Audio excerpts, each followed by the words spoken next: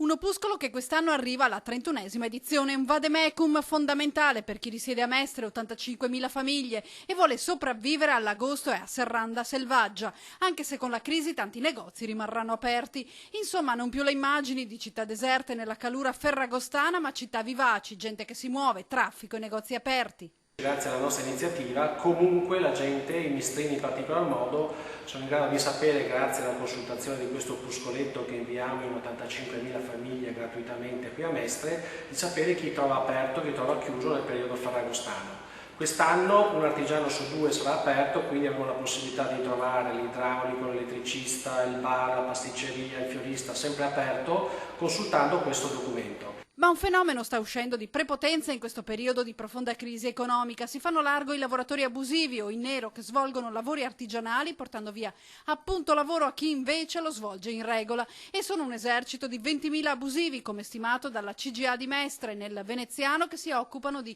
falegnameria, ridipinture, idraulici, elettricisti. Sono per lo più disoccupati, pensionati, cassaintegrati italiani che cercano di racimolare soldi per arrivare a fine mese. Innanzitutto favorire i consumatori, quindi i cittadini di Mestre, nel trovarsi spaesati in un momento di ferie praticamente che cadono appunto in queste settimane, ma soprattutto anche quello di contrastare l'abusivismo e il lavoro nero che è sempre più diffuso in città.